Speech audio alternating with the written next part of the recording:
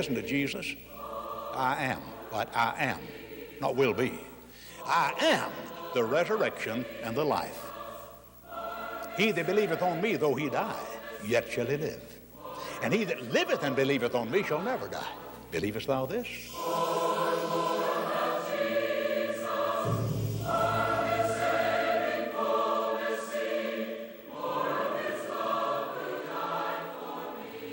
And now, the preaching of the gospel with James Watkins. Greetings, ladies and gentlemen. It is a genuine joy to be in your presence at this moment. It is a joy and privilege to share the good news of human redemption, to talk of matters that have to do with our eternal welfare. And the Bible also deals with those simple affairs of daily living that provides for us a happiness and a fullness, a genuine deep-seated satisfaction even in this old world.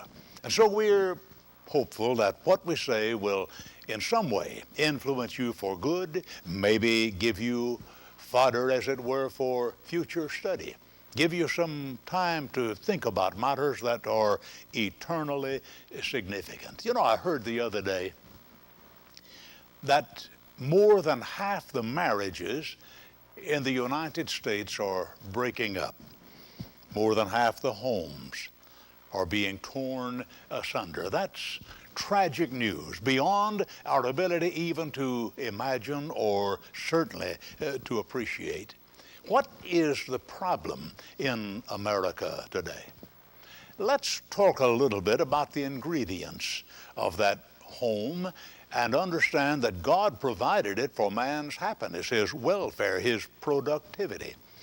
You recall, of course, Genesis 2, verse 7, Jehovah God formed man of the dust of the earth, breathed into his nostrils the breath of life, and man became a living soul. Now, you're also aware of the fact that God said almost immediately that it's not good that the man should be alone. I'll make him a help meet for him, M-E-E-T, one answering to his needs. Now, that's an interesting thought, one who answers to the needs of man.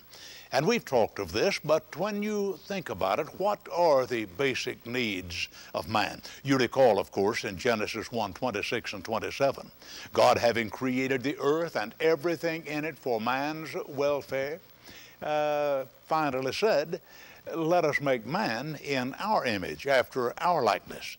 Let them have dominion over the beasts of the field, the birds of the heavens, over the fish of the sea, over all cattle, over all the earth, and over every creeping thing that creepeth upon the earth.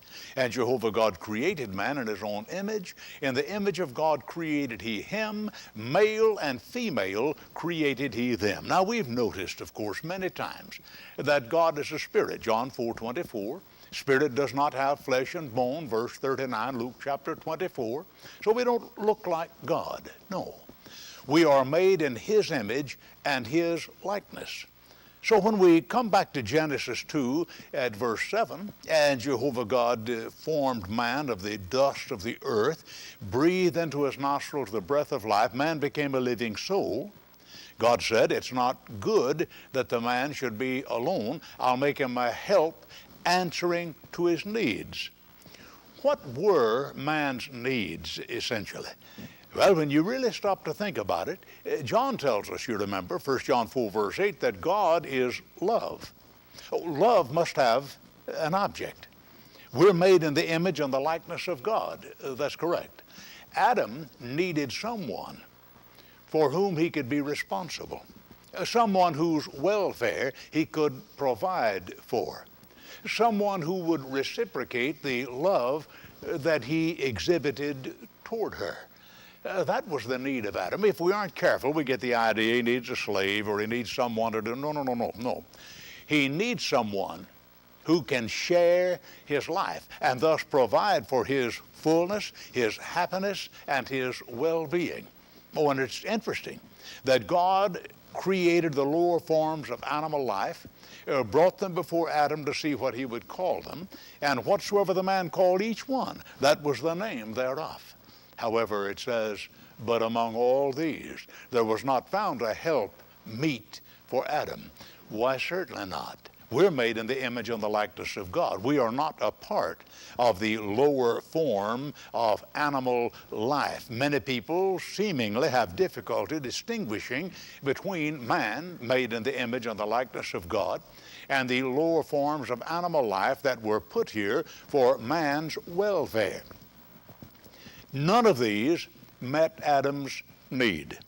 So God caused a deep sleep to come upon Adam, and while he slept, he opened his side, took a rib therefrom, and of the rib he made the woman. Oh, and gave her to be with the man. Adam then said, "This is now bone of my bone and flesh of my flesh. Therefore she shall be called woman, for she was taken out of man." And God said, "For this cause shall a man leave his father and his mother, cleave unto his wife, and they two shall become one flesh," through verse 24, Genesis chapter 2. So God provided the matter of marriage, the relationship of husband and wife, for our fullness, our happiness, our genuine joy, the sharing of our love and our concern, one for whom we could be responsible. And that is so important. You know, when God put Adam and Eve in beautiful Eden, state of perfection, everything essential to man's happiness and well-being was available, but God said to Adam, "Dress and keep the garden." And sometimes if we aren't careful, we say, "Well, there had to be a catch to it. He has a job now and he's assigned to friend." That's not a catch. That is essential to your happiness, your fullness, and your contentment of heart and mind.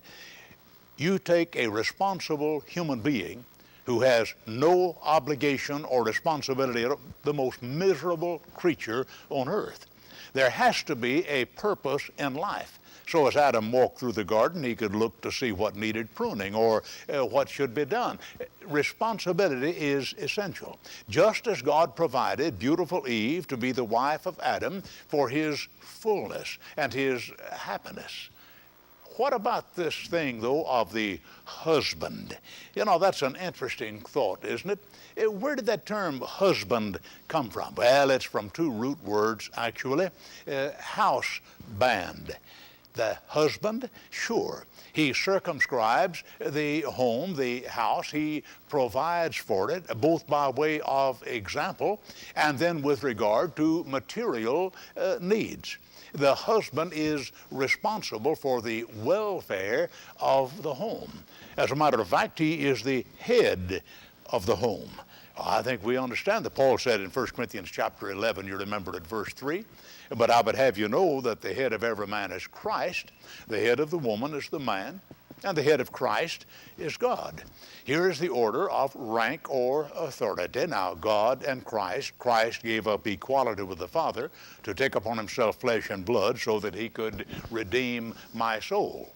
But returning to the Father, he and the Father are immortal, they are eternal. And so when God created man, he created the male first and then the female. The head of the woman is the man. That's by way of rank or creation, and in one sense of the term, authority. Now, if we're not careful with a closed mind and maybe an overinflated ego, we get the idea that, well, now you're putting the woman down. No, that has nothing to do with that kind of thing. No. The husband is the head of the wife. He is thus the head of the home. What are you saying, preacher? Oh, he not only circumscribes, he oversees, and he undergirds. The husband is responsible for the welfare of the home in every sense of the term, both in the spiritual and the material realm. We understand that. Husband is the head of the wife. I remember in Genesis chapter 3, verse 16, God said to Mother Eve after the transgression in Eden, he said, "I'll greatly multiply thy pain and thy conception. In pain shalt thou bring forth children, and thy desire shall be to thy husband, and he shall rule over thee." Now, sometimes people take that to be a punishment. What God is saying, your husband will rule over you because you deserve this kind. No, that's for the security of the woman. That's to provide for her happiness. That is to give her assurance and safety. That's what the marriage relationship is all about. No. Marriage is not a master-slave relationship. Why, certainly not. What was it Jesus said in Matthew 19, verse 4? Have you not read that he who made them from the beginning made them male and female, and said, for this cause shall a man leave his father and his mother, shall cleave unto his wife, and they two shall become one flesh, so that they are no more two, but one flesh. That's an interesting thing about marriage, isn't it? That's what I need. Oh, that's why God created the woman. Thus, in this sacred relationship of marriage, both husband and wife are happier than they would be in any other relationship of life. This is why God made us. And this is the arrangement that he provided for our happiness and for our welfare. So the husband is the head of the wife. Isn't that what Paul said, Ephesians chapter 5, verse 23? For the husband is the head of the wife, as Christ also is the head of the church, being himself the Savior of the body. So then headship simply means there is a responsibility assigned for the welfare of the home. Many homes today are breaking up. Marriages, of course, ending in the divorce courts, a tragedy beyond description, simply because the husband does not realize his responsibilities. Or maybe I should say, does not recognize the privileges that are his. Oh, and not recognizing those privileges, he is denied the happiness that God provided through the sacred relationship of a scriptural marriage. That's as high as you can go. That is the groundwork for the greatest degree of happiness that man can know. Well, when you think about the husband, I might ask now, what are the duties of the husband? Oh, number one, Ephesians 5, verse 25, husbands, love your wives as Christ also loved the church and gave himself up for it. The husband is to love his wife. Right. That's a selfless love. As a matter of fact, that's the basis of marriage in the first place. If you do not love her sufficiently to desire to spend your life making her happy, providing for her welfare, if you do not intend to give yourself to her in the fullest sense of that term, then don't dishonor her by marrying her. Many people fail to understand the basis upon which a happy, lasting, productive marriage may be founded. And that husband is important. Husbands, love your wives as Christ also loved the church and gave himself up for it. That's a caring love. That is a sacrificial love. Jesus shed his blood to purchase the church, Acts 20, verse 28, gave his life, indeed. Why? Because he loved the church. Oh, that's the way marital love is shown. The husband gives himself strength, ability, all of himself to make his wife happy, to provide for the welfare of the home. Husbands, love your wives. Yeah, that's fundamental. As a matter of fact, he is to appreciate the work that she does. And he needs to relieve her in some of the chores and tasks in managing the home that become drudgery. You see, that's what marriage is all about. It is the showing of one's appreciation for the other. And if we aren't careful, we're making too wide a distinction there. No longer two, but one flesh. That's why Paul said in Ephesians 5 at verse 28, even so ought husbands to love their wives as themselves. No man ever hated his own flesh, but nourisheth and cherisheth it, even as Christ also the church. What is he saying here in Ephesians 5:28? Oh, no longer two, but one flesh. Then I take into consideration her desires, her needs, before I consider my own. However, her desires and her needs fulfilled provide for my happiness, because we're no longer two but one flesh. Every decision that's made in the sacred relationship of marriage needs to be made in light of each one and the needs of each for the other. That's the way those decisions are made. Oh, and when you thus live your life in genuine love for another that puts her or him first, that provides for happiness. You see, that's the way you're made. You're made in the image and the likeness of God. God created man for companionship. God is a God of love. He needed someone, wanted someone for whom he could be responsible, who could understand and appreciate his love. That's the way we are. That is exactly what we need. Thus, the husband is to love his wife. He is to take into consideration her needs and the responsibilities that she has, and to provide for her happiness and welfare in the progression and development of the home. Ah, friend, that's marriage. That is the way a happy marriage comes about. The husband is to provide for his wife in every way. It's just a wonderful relationship. You know, he is to be worthy of her. There's a little poem. M.V. Carruthers wrote this, if I can read it in this light. He said, "Lord, may there never be a moment in my life when she regrets that she became my wife. Help me to do the utmost that I can to prove myself a measure of her man. Since years must bring to all their load of care, let us together every burden bear. And when death beckons one along its path, or its path along, may not the two of us be parted long." Friends, that's what marriage is all about. She is a part of me. We are no longer two, but one flesh. The husband then is to endeavor to be worthy of his wife. Oh, and the husband is to praise his wife. Did you know many marriages are destroyed because of a failure on the part of the husband to recognize the needs of his wife? No, those are not expensive needs. Those are not demanding or great needs. No, these are genuine, and they are essential to the happiness and the productivity of the relationship of marriage. You know, we've illustrated a number of times.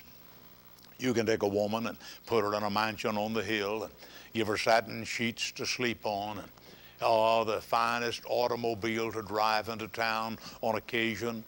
Give her servants to do the more difficult tasks of the home. But if she knows in her heart that you don't really love her with all of your heart, she's not really happy. You can take that same woman, put her on a hovel with a dirt floor that she sweeps with a brush broom. But if she knows that's the very best you can do, you love her more than you love your own life, friend, she'll sweep her dirt floor with her brush broom with a song in her heart. Women are amazing creatures. God provided them to provide for human happiness, male and female, in the sacred relationship of marriage.